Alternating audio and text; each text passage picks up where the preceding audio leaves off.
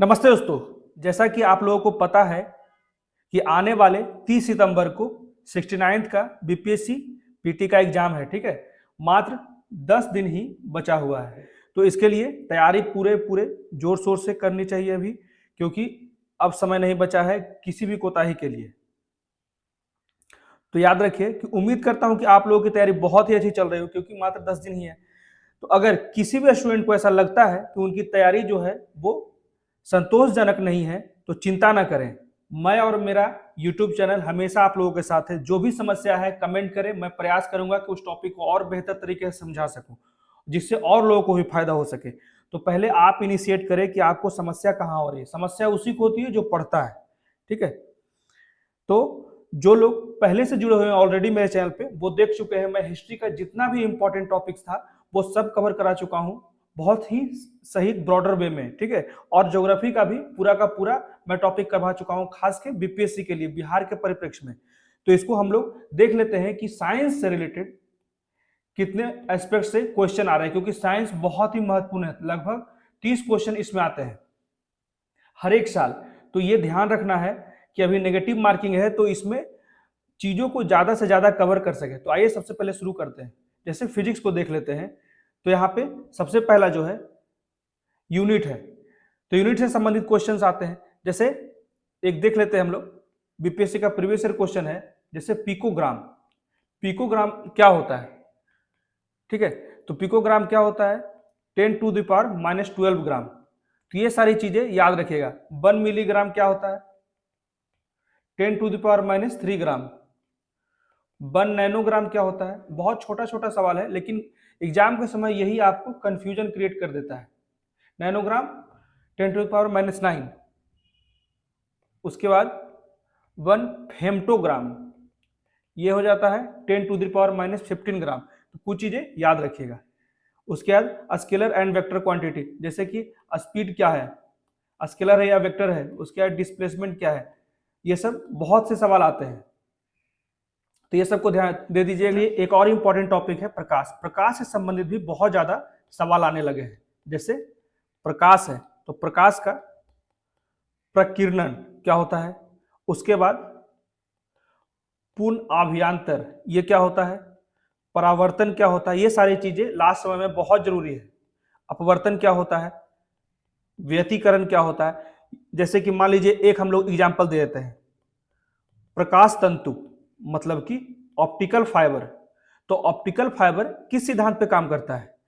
जिसे मान लीजिए ऑप्शन दे दिया जाए कि पूर्ण आभ्यांतरण या आंतरिक परावर्तन, उसके बाद अपवर्तन, प्रकीर्णन, व्यतिकरण। तो जब तक आपको पता नहीं होगा कि जो प्रकाश तंतु है ऑप्टिकल फाइबर वो किस सिद्धांत पे काम करता है, तो ये पूर्ण आभ्यांतरण पे काम करता है। तो ये सारी चीजें आपको पता होना चाहिए। जैसे घटना चक्र आप लोग अभी बहुत ज्यादा साइंस के लिए खास के पढ़ लें, घटना चक्र बहुत ही इंपॉर्टेंट है। ठीक है, ये ध्यान रखिएगा। तो ये सारे जो टाइप्स हैं प्रकाश के, कहाँ कहाँ क्या क्या इंपॉर्टेंट है, ये सारी चीजें पढ़ लीजिए। जैसे साबुन के पतले झाग में चमकदार जो रंग आता है वो किसका परिघटना है? तो ये जैसे बहुलित परावर्तन और व्यतिकरण का है। तो ये सारी चीजें जो है याद रखिएगा। आगे जैसे तरंग गति इंपॉर्टेंट है। उसके बाद करंट, करंट से रेगुलर सवाल आता है। करंट हो गया, रेसिस्टेंट हो गया, कभी यूनिट पूछ देगा। तो ये सारी चीजें ध्यान रखिएगा। न्यूट्रॉन प्रोटॉन हमेशा पूछा जाता है। Neutron atomic number, mass number, तो ये चीजें याद रखिएगा। उसी से रिलेटेड है आइसोटोप, आइसोबार। तो इसको जब पढ़िएगा तो इसके साथ साथ ही पढ़ लीजिएगा। उसके बाद लाइट से संबंधित जितने भी मिरर से सवाल आते हैं, लेंस से सवाल आते हैं, तो ये सारी चीजें यहां से संबंधित आ जाते हैं। ठीक है, तो इसे नजरअंदाज नहीं कीजिएगा। जैसे कि हम लोग क्वेश्चन एक देख लेते हैं। जैसे मान लीजिए क्वेश्चन, जैसे प्रकाश वर्ष किसकी इकाई है, इससे संबंधित भी क्वेश्चन आता है। तो ये क्लियर है, जैसे कि ये दूरी से संबंधित है। प्रकाश वर्ष जो है वो सूर्य और चंद्रमा की पृथ्वी से दूरी को मापने के लिए उपयोग किया जाता है, प्रकाश वर्ष। ठीक है, तो ये दूरी से संबंधित है। तो इसी तरह के और क्वेश्चन देख लेते हैं। जैसे दर्पण के सामने खड़े हुए एक व्यक्ति को अपना प्रतिबिंब अपने से बड़ा लगता है, तो इसका तात्पर्य क्या है? तो इस तरह के सवाल जो आते हैं दर्पण के, ये बहुत ध्यान रखिएगा। अवतल और उत्तल लेंस याद कर लीजिएगा।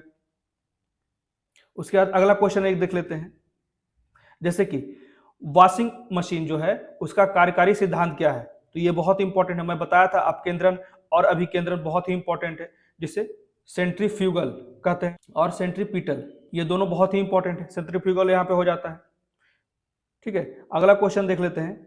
तो यहाँ पे जैसे कि स्केलर क्वांटिटी, वेक्टर क्वांटिटी का हम बात कर रहे थे, तो स्केलर जो होता है उसमें केवल डायरेक्शन होता है, और वेक्टर जो होता है उसमें मैग्नीट्यूड और डायरेक्शन दोनों होता है। मान लीजिए जैसे एग्जांपल ले लेते हैं हम लोग, तो एग्जांपल में जैसे एक्सेलरेशन हो गया, तो एक्सेलरेशन जो होगा वो वेक्टर क्वांटिटी होगा, और जो स्केलर जैसे वर्क हो गया, ठीक है, तो वर्क जो हो जाएगा स्केलर हो जाएगा, तो याद रखिएगा। अगला क्वेश्चन देख लेते हैं हम लोग। ये सारी चीजें मैं इसलिए दिया हूं जैसे कि यहाँ पे कोरिलेट फोर्स है, ग्राहम नियम है, पास्कल नियम है, अवोगाद्रो नियम है, ये सबको एक बार गो थ्रू हो जाना बहुत ही आवश्यक है।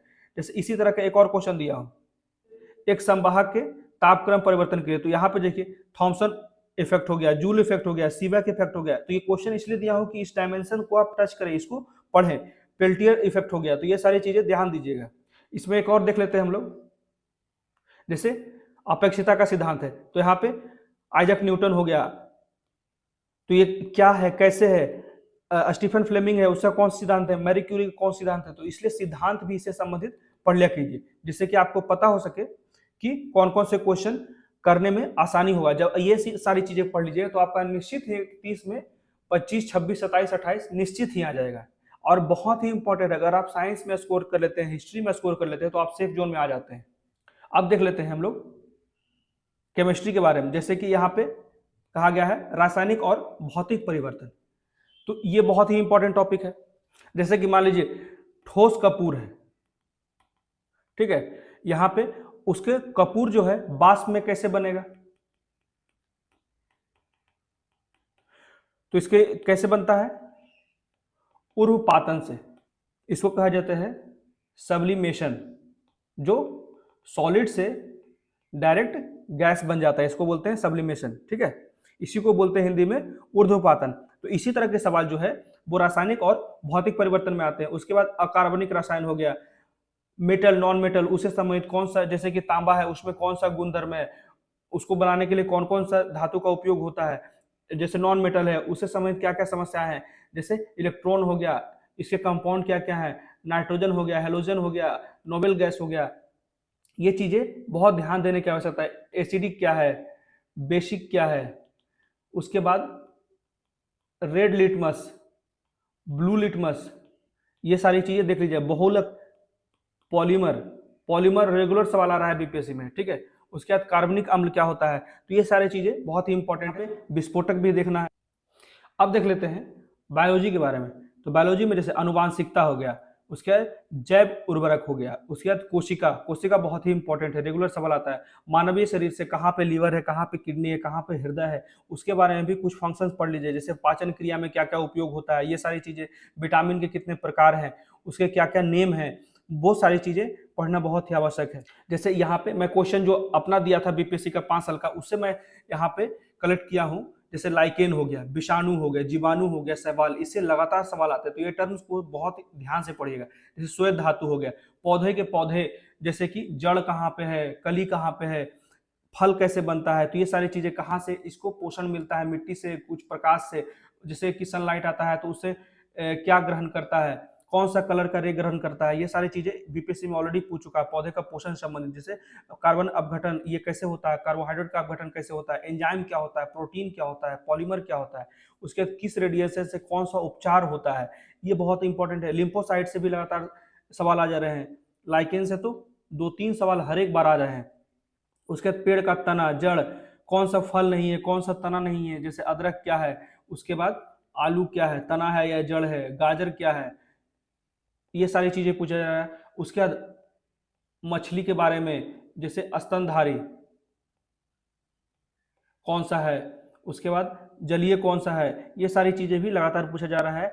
ये सारी चीजें देखा कीजिए। जैसे विटामिन ए है, बी है, सी है, इसके सारे के नेम पता होने चाहिए, और इससे प्रॉब्लम्स जो होते हैं, तो कौन कौन से रोग होते हैं, रोग को भी लगातार पढ़िएगा। जैसे ग्लूकोज हो गया, जाइमेज हो गया, फ्रुक्टोज, ये क्या होता है, कैसे बनाया जाता है, इससे क्या फायदा होता है, ये शुगर से कैसे रिलेटेड है, ये सारी चीजें देखना बहुत ही आवश्यक है। जैसे कि हम लोग कुछ देख लेते हैं क्वेश्चन, जैसे कि यहाँ पे एक क्वेश्चन है, ये सारे का उत्तर ऑलरेडी दिया हुआ है। अगर आप प्रीवियस ईयर क्वेश्चन देखते हैं ना बायोलॉजी का, उसमें सारे कुछ दिया हुआ है। साइंस का जो हम लोग प्रीवियस ईयर क्वेश्चन देखे हैं 5 साल का, उसमें सारे आंसर दिए हुए हैं। मैं तो बस इसमें इसलिए दे रहा हूँ क्वेश्चंस को कि आप देख सके कि किस तरह के सवाल प्रीवियस ईयर में आ चुके हैं।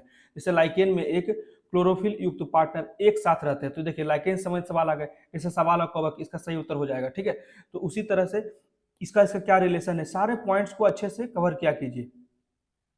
अगला क्वेश्चन देख लेते हैं हम लोग, जैसे पाइन। अब पाइन क्या होता है, फर क्या होता है, स्पर्श क्या होता है, सेडार क्या होता है, तो ये सारी चीजें 10 मिनट का ही जानकारी से आपको बहुत ज्यादा फायदा एग्जाम में हो सकता है। बस इसे आप अच्छे से इसके टर्म्स को अगर समझ गए, आवृत्ति बीज क्या होता है, आधे से लोग तो यही नहीं समझ पाते, आवृत्ति बीज क्या होता है, अनावृत बीज क्या होता है, एक बीज क्या होता है, द्वि बीज क्या होता है, तो ये सारे टर्म्स को लास्ट समय में बहुत जरूरी है देखना। रही बात करेंट्स की, करेंट्स मैं पूरा का पूरा कवर करा दूंगा, अभी बहुत समय बचे हैं। क्वेश्चन देख लेते हैं, जैसे कि ग्लूकोज का एथिल अल्कोहल में किस एंजाइम द्वारा बदल जाता है, तो जैसे ये माल्टोज हो गया, इन्वेटेज हो गया, जाइमेज हो गया, डास्टेज होता है, ये क्या होता है, इसके बारे में भी पढ़ लीजिएगा। ठीक है, मैं इसी के लिए मेनली ये लेक्चर लेके आया था कि जिससे आप लोग को पता रह सके कि मात्र 10 दिन ही है, 10 दिन का समय है और बहुत है, आप सारे टॉपिक्स पढ़ चुके। अगर आपको कोई भी कॉन्सेप्ट में प्रॉब्लम है, वो उसका टॉपिक नाम मुझे बता दे कमेंट करके, उसको मैं क्लियर करवा दूंगा अच्छे से। कहीं भी समस्या हो, चाहे भी वो हिस्ट्री हो, ज्योग्राफी हो, पॉलिटी हो, साइंस हो या करंट अफेयर हो, करंट अफेयर मैं अभी इसी टॉपिक के संबंध लेके आऊंगा। जैसे कि क्या होता है, प्रीवियस ईयर क्वेश्चन से संबंधित अगर हम टॉपिक्स वाइज देखते हैं ना, तो उससे हमारा जो प्रिपरेशन है ना, वो बहुत ही विश्वासी रहता है कि हम सही डायरेक्शन में पढ़ रहे हैं। तो ये थे आज के हमारे बहुत ही इंपॉर्टेंट वीडियो, जो कि आपके एग्जाम के लिए बहुत ही महत्वपूर्ण है। 90% क्वेश्चन जो यहीं से आएगा साइंस का, याद रखिएगा। ठीक है, 90%, तो ये याद रखिएगा और इस टॉपिक्स को बहुत ध्यान से पढ़े, जो मैंने आपको अभी टॉपिक वाइज डिस्कस किया है, चाहे वो फिजिक्स हो, केमिस्ट्री हो, बायोलॉजी हो। तो कैसा लगा मेरा वीडियो, प्लीज मुझे कमेंट करके बताएं। मेरे वीडियो को ज्यादा लाइक करें, शेयर करें और मेरे चैनल को सब्सक्राइब करें। Thank you.